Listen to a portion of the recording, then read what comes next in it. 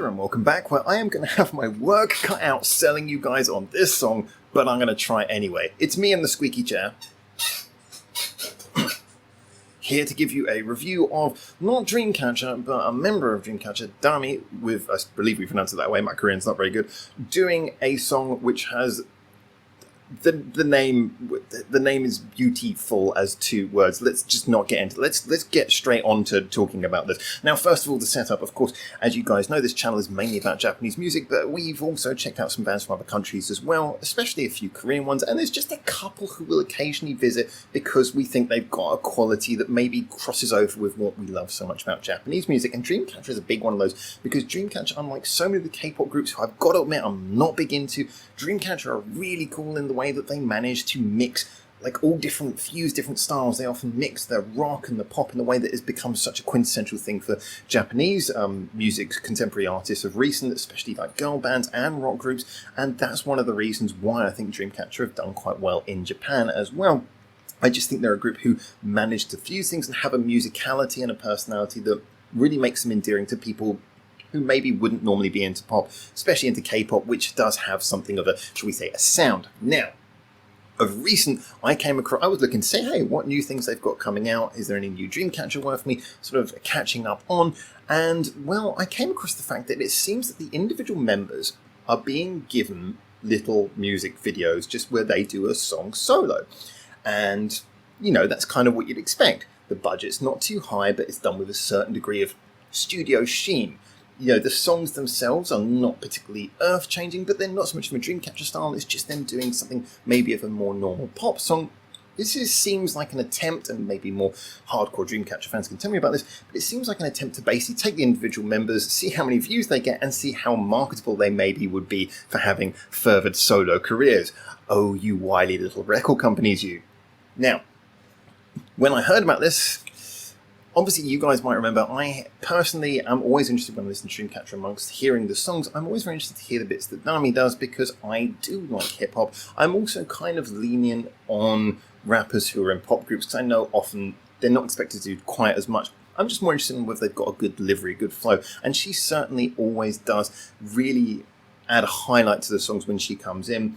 Also, one of the things that I find interesting, it's going to be a controversial point, but I'm going to say it anyway. There is a certain look that K-pop artists often have.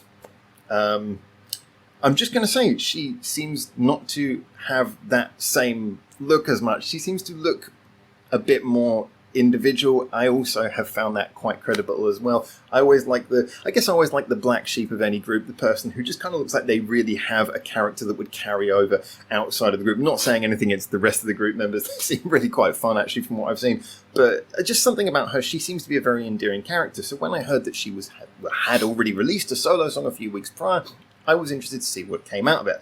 And boy, did I get a shock.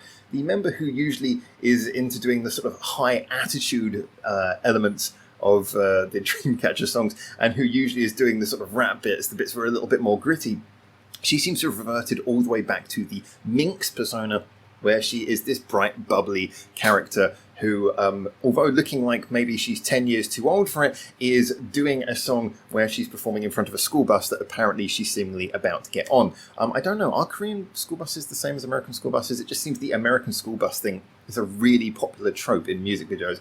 In Korean ones as well, I don't know what that's about. Anyway, the big thing about this song, though, is this song is pretty much the quintessential female solo pop punk style music. We are thinking, if you are from the West, we are thinking Avril Lavigne in the sort of in the later stages of her pop punk phase before whatever the hell is going on now. We're talking for Japan things like Tommy Heavenly Six, that kind of thing. This is really that straight down the middle shooting kind of pop punk, which you just, from the first note, you'll know exactly where you're going to get. If anything, if you want a band who are doing a similar sound to this at all, I would say that listening to something like Dizzy Sunfist is probably the closest thing happening from a band in Japan at the moment. So the sound is not exactly the most current thing, maybe sort of a good 10 years at least out of date. But what is really interesting here is that in all of those incredibly stereotypical ways, boy, is it catchy.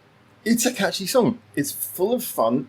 it's ticking a lot of stereotypes that are both, like I say, the school bus thing and the school uniforms. It makes you kind of cringe at one point, but at the same time you're like, oh, this video's kind of nice and fun and happy, and look at the bright colours, yeah.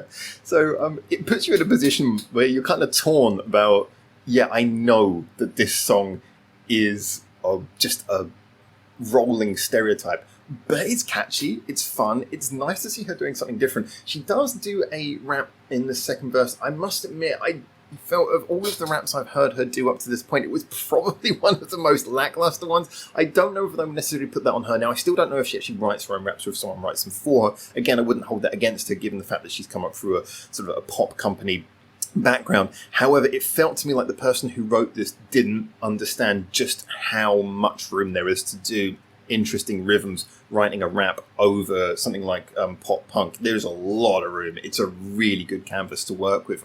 Ironically, you wouldn't think so, but it is. In this case, it kind of felt like they were just trying to deliver one of her normal verses from more of a more of a pop song, kind of like a Because style verse onto this. It kind of had that kind of stop-start stuttered vibe, which is kind of cool, but didn't really make the most. There wasn't enough rhythm changes to really make the most of what was going underneath. However, it was still cool, still more than you'd expect from a normal pop punk song. Then everything else, like I say, was pretty much draw it by the numbers. If you've heard pop punk, you know how it works. But it's catchy and it's good. So if you're looking for some fun, disposable, interesting as in you wouldn't see this coming, pop punk from a K-pop artist delivered with the kind of production sheen, the pleasantry, the fun, bright videos that you'd expect from K-pop. This is unexpectedly where it's coming from. I did not expect this from DAMI, but yet here we are. And you know what? I never consider anything a guilty pleasure. I don't like that phrase because I don't think you should be guilty about anything you like. This is a pleasure that makes me somewhat cringe about the fact that I like it, but at the same time, I can't deny this song is just kind of fun, happy, good, quality pop punk. The emphasis on pop. Anyway, so Tim, what you think? I'm going to get some interesting comments for this one, I already know, but you guys know I'm into way more genres of music than just the cool ones. So until I see your comments, and hopefully you very soon for the next one of these, for now, ciao ciao.